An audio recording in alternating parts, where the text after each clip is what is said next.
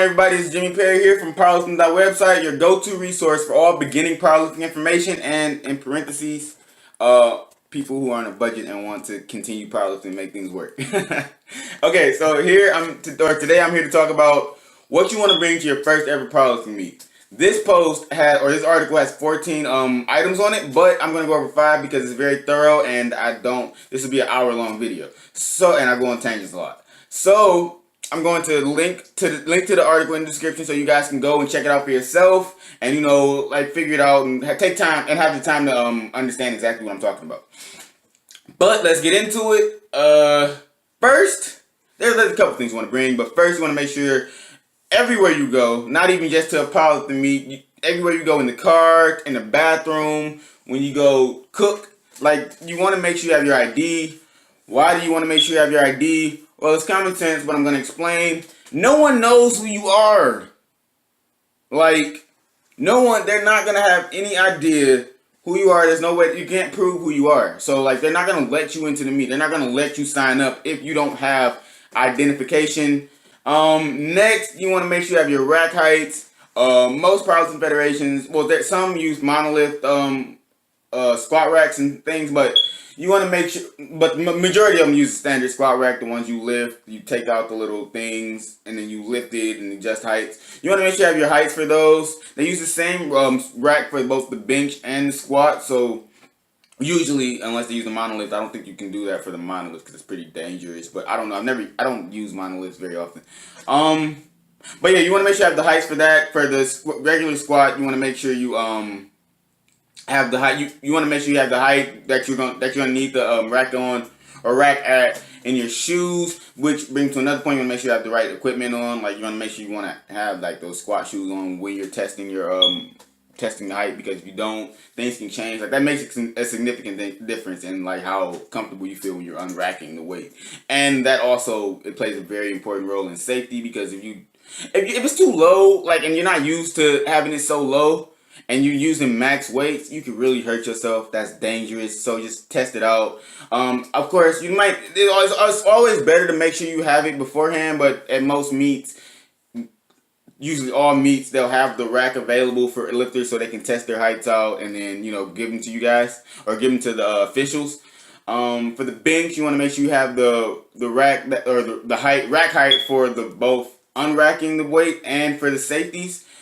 In the post, I go into detail on this, but basically, you want to test it to the point where the safeties, you want to have it to the point where with the safeties on, the weight isn't just resting on your chest. It's stopping before it rests on your sternum. You want to roll the weight back so it's not resting on your chest. And then you also want to make sure the actual barbell rack height is comfortable enough for you to unrack it without any assistance. So you be good. To the point where you could rack it or unrack it without having your handler right there, the safety or the spotters right there.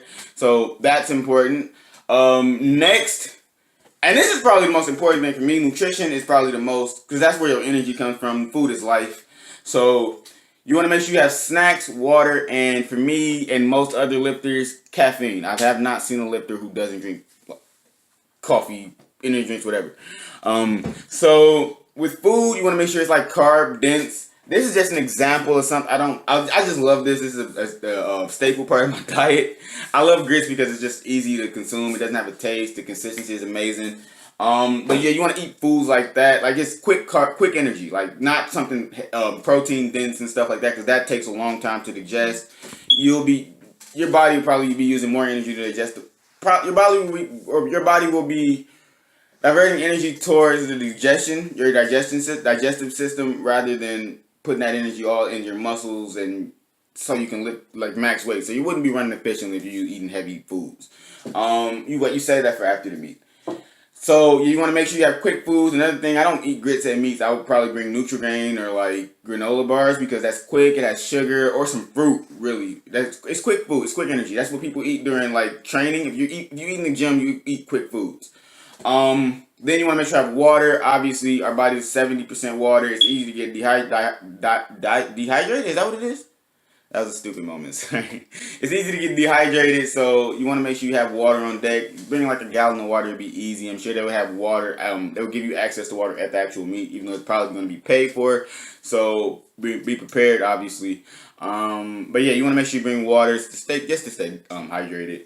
And then after that, there's the caffeine. I personally love caffeine. I have my coffee right here. I drink coffee constantly because I drink it to the point where I might not even need it. Like, I wake up, I feel great, and I'm like, oh, let me get some coffee. Why? Because it's a drug, but I like caffeine. I have an addictive personality, and I'd rather drink this than do something else.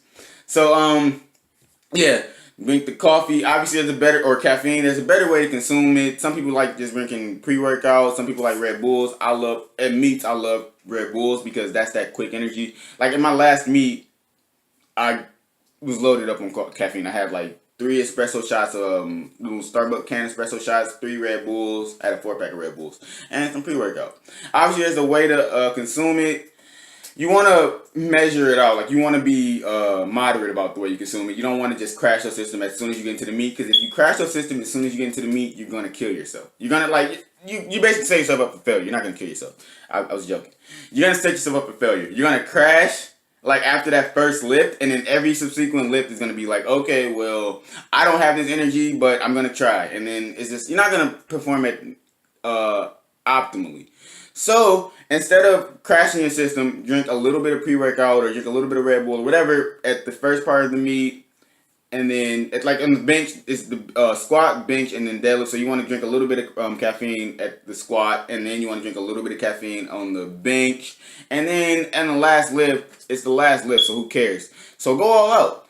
I personally, on my last lift, I drunk a can of Red Bull. I took 2 scoops of pre-workout, and I drank a shot of espresso, and I hit a 15-pound pre-R.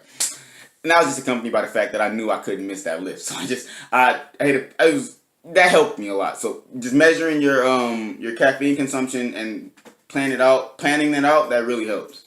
Next, we have deadlift socks. Every meet is gonna ask you to have deadlift socks. Like, if you go to a meet and they don't say, hey, make sure you bring deadlift socks, you might not want to be there, because typically, if you don't have deadlift socks, they'll stop your attempt. But you want to have deadlift socks because the goal of the deadlift, you want to have the bar as close to your body as possible, which usually leads to injuring yourself. I injured myself multiple times because the bar was close. Like, I scraped my shins, and I've been bleeding. Like, after a deadlift session, I've been bleeding. I had no idea why, and I'm like, oh God, my knees, my shins. It's just tons of blood. Like, you don't want to do that. And obviously, the meet doesn't want you to have that either. They don't want blood on the barbell, because somebody will come up and they'll be like, oh my God, I don't want blood on me, so I'm not going to lift. And just bring deadlift socks. Obviously, you want some socks that go up to your knee. Kind of ashy, sorry. But, yeah, that just makes sure everything is easier, and it reduces pain also, because deadlifting can be kind of painful in the shins. And last, you want to make sure you have briefs. I think this is only for, pretty sure women also. You just don't want to make sure you have supported underwear. You don't want, I'm not showing you that. You don't want underwear that has extensions on the leg, because that's supportive underwear. You want boxer brief. Tighty whities for guys. Tighty whities. Just go out and buy some. They're like $5 for a 3-pack or whatever. At Walmart, it's like $6 or something like this. It's very inexpensive. So buy some tighty whities. Bring them to the meet. They won't ask you to see the underwear. All they're going to say is, hey, do you have tighty whities on? You got some briefs? And then you're going to say, yeah, I got them. Or if they do want to see them, you keep an extra pair, and then you show it to them like, hey, these my underwear. And then you leave it at that. You can put your underwear on, but then they just let them see the extra pair. And for the remainder of the content, you want to go to the post, because it's a lot. It's 14 items that you want to bring, obviously, and there's other things you want to bring besides those 14 items. So continue to do research. That's always important. Do your own research. But yeah, go to the post. There will be a link in the description, and like and subscribe to this channel if you like the content. I will constantly be producing content because I like to do this. And yeah, you guys will see me at the next one. Peace.